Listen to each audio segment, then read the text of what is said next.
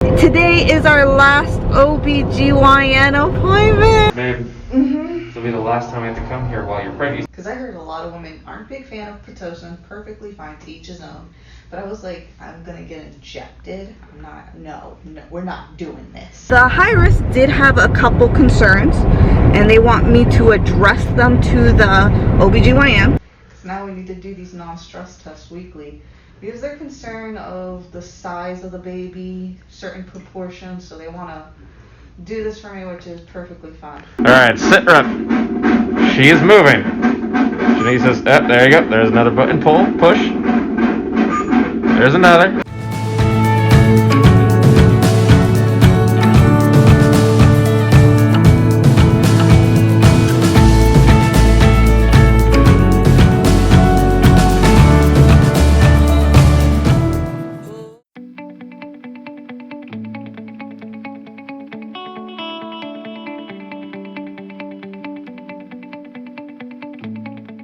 Good afternoon, everybody. I had to check the clock to make sure my time was correct. So for today's vlog, it is an exciting but somewhat sad vlog. Bittersweet. What do I mean by that? Today is our last OBGYN appointment.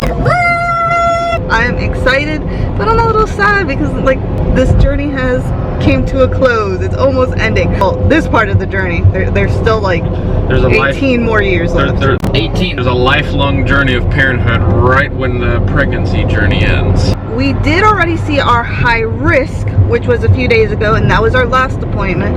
But I personally didn't want to record it because I just wanted to be in the moment, enjoy our last ultrasound. Susie, before she makes her grand appearance. Yes. So for today's appointment, we're going to the OBGYN. Last appointment, nerve-wracking. The high risk did have a couple concerns, and they want me to address them to the OBGYN. And then as well as the high risk wants me to tell the OBGYN to administer a stress test. I'm gonna be honest, I don't know what a stress test in pregnancy means. How do you do it? What is it? Like, the stress test I know is from cardiology, where they put you on a treadmill for yeah, and they just want you to run for a couple solid minutes or however long you can. So I'm pretty sure that's not what's gonna happen today, because I can't imagine them making me run. Like, my feet are gonna swell up horribly. So let's see what happens. Let's see. I don't even know what to expect. I'm nervous. We're probably gonna go over more of the C-section, expectations, yada yada, things like that. Who knows? So guys, let us take you guys along for this journey and ride, our very last ride, oh my god. And let's see how it goes. So we have been called, because my doctor's office has you wait in the car, and then they'll send you a text like, hey, your room's ready. Babe, this will be the last time I have to come here while you're pregnant. You still have to come afterwards, Yeah. but you know, with the baby, and this is a long journey. I remember the first time we came here, we were like, Paul was telling me about comments that have been going on, saying I'm at the point of pregnancy that I'm over this. I'm like waddling everywhere. you have a cute waddle though. Apparently I have a cute waddle. I'm exhausted. Walking up here has taken a lot out of me. Yeah, guys, I'm a little nervous. This is our last appointment. What do you think, Paul? It's kind of bittersweet because we were exactly here with the doctor who we're going to see today. He was one of the first doctors we saw here, and he was super, super nice. Genuinely one of the nicest doctors. Yes, yeah. Very, very helpful, genuinely. So excited to see him again and go over everything and see what the future entails. So we got done talking to the doctor. Let me correct myself. The doctor was laughing. I was like, I'm supposed to do a stress test? He starts laughing. He's like, no, you don't want to do a stress test. What we're going to perform for you is a non-stress test. So a non-stress test, we're not going to put this sushi-loving thing to run on a treadmill. Nope. So what she's going to do is they're just going to wrap these little belly bands around her, one at the top, one at the bottom, measure contractions, measure the heart rate of the baby, and make sure that everything is okay in that sense. And yeah, it's a quick, simple thing, and it's about 30 minutes on the machine just to get a good reading of what's going on and see if the body's going through contractions, because, you know, the body's just going to start going, Then we have another appointment next week, so this is not our last OBGYN appointment. So now we need to do these non-stress tests weekly. Is there concern of the size of the baby, certain proportions, so they want to do this for me, which is perfectly fine.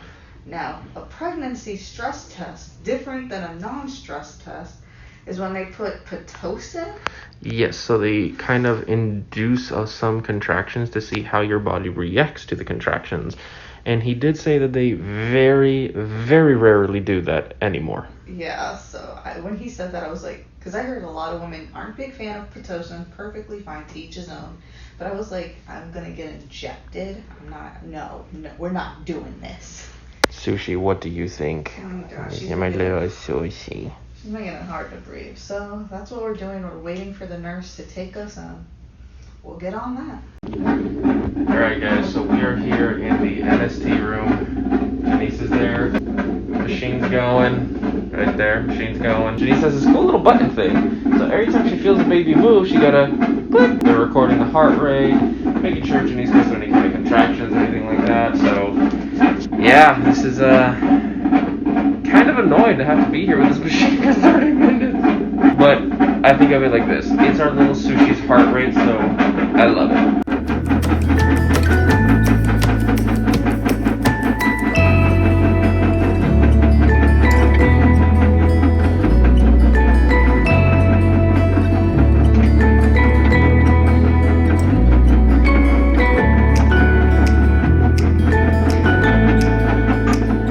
Didn't mark the other one you did earlier.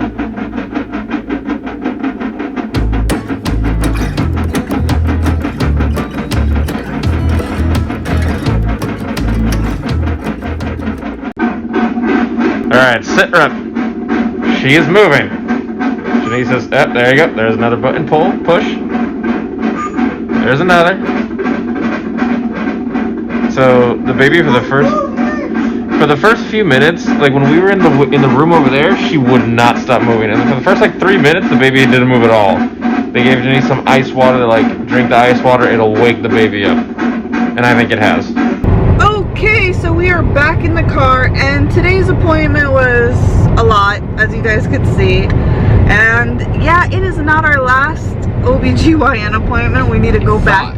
Yeah, we need to go back in next week to do another non-stress test and make sure the baby is okay. What is going on? Why do you have to do all this? Well, at our high risk came off as if it wasn't a big deal, but our OBGYN had a different approach. The certain parts of the baby are a little bit smaller than what they should be, so they're a little concerned over that. When we talked with our high risk about it, he made it seem like it wasn't a big deal, like don't worry, whatever. And then our OBGYN saw the high risk notes, and they're like, we need to be on top of this. So that was a little nerve-wracking. I am being as optimistic as possible. You know, I did talk to the doctor, like, what can I do on my end to better the situation, better the health of my baby? And he really said at this point, there isn't much. He said possibly for the reasons why the baby, certain parts of the baby are a little bit smaller is because the baby could be petite, which I come from a petite family. My mom is petite, I'm petite, so I was like, okay. Another possibility, he said, was that the placenta wasn't giving the baby enough nutrients and food. So that could be another reason why. But we are staying optimistic. I asked the doctor if I need to eat more since my placenta apparently may be having this issue. And, you know, he was like, just take it easy, rest a lot more, relax.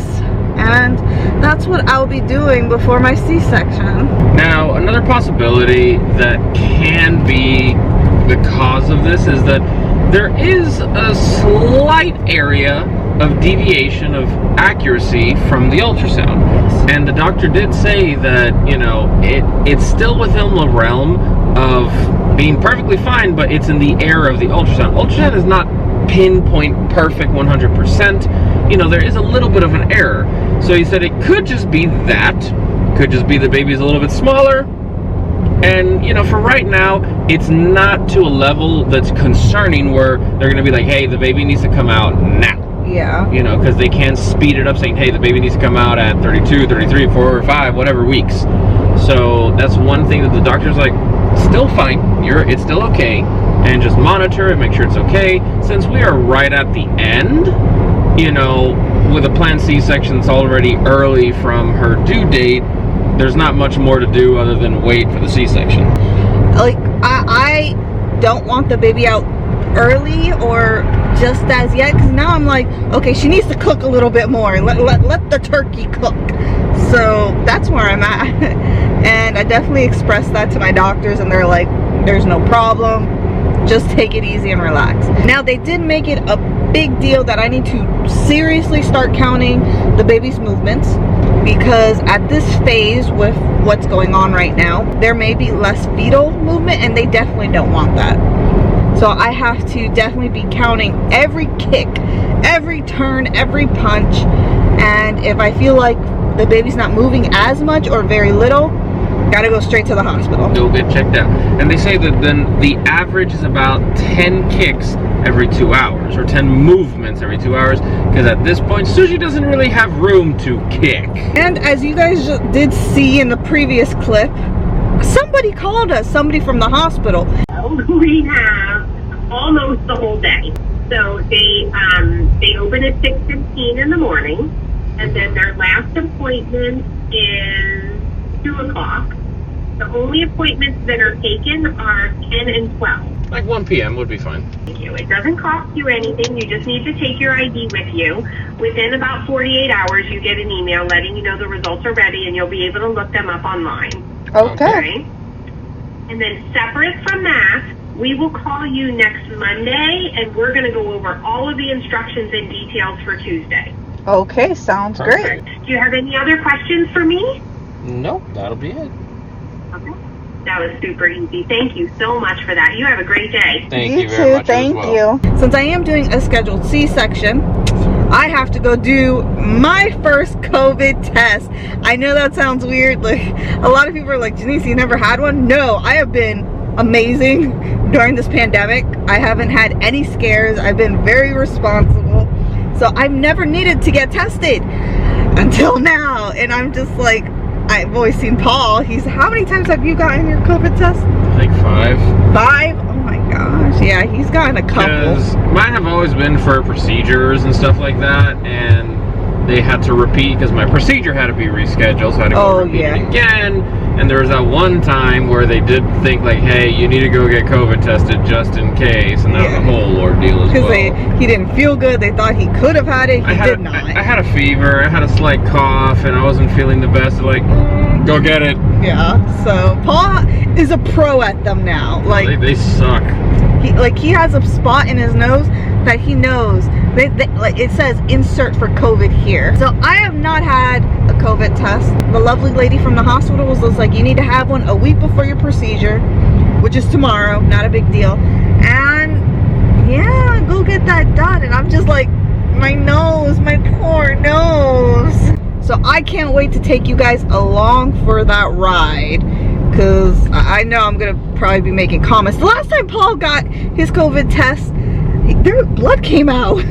So I'm just like, I don't want blood coming out of my nosy. I mean, maybe 6 times because I had to get tested in the hospital too. Paul's just like, wait, let me add another one. Yeah, you got them a lot, honestly. It's like, whatever, I'm used to it now at this point. I'm like, whatever. Mine, I have sinus issues. Like, I have allergies, I have sinus issues. Like, that's just how it is. So it hurts for me. It actually does hurt. I'll let you guys know how that goes. I'll take you guys along for the journey and ride. Alrighty, guys. So I think this is where we're gonna end it. I have had an emotional roller coaster today. I'm just like, I just need to take it easy. And I do have food here that we picked up. I can't help it. Gringos Locos got a delicious burrito. It's a baby burrito, and I know Sushi likes it as much as I do. So guys, do not forget to like, share, and subscribe. Today is not a good driving day. I don't know why. There must be a lot of tourists more on the road. I mean, people are being really dumb. This is how Florida is, guys. Like, Florida, I'm pretty sure it was named almost like top. One of the worst states for drivers. Like, people do not know how to drive here. Plus, there's a lot of people who come from other countries who definitely don't know how to drive. Yes, yes. And they just hand them the keys over to a brand new Chevy Suburban gigantic truck. There you go! Good luck! Don't forget to check out our other social media platforms such as Instagram, where you see Orion's service dog journey, and of course you guys will see some fun updates as well. And then we also have our Patreon. Definitely check out our Patreon. They get the most updated news possible. They already know what's going on right now. Like, I already have made a post saying, like, guys, we have a little bit of something to concern about. If you want to check that out, check out those links in the description box. So guys, I hope you're having an amazing time. We'll keep updating you, and I hope you're enjoying this journey, this pregnancy journey with us. So for now, adieu and goodbye.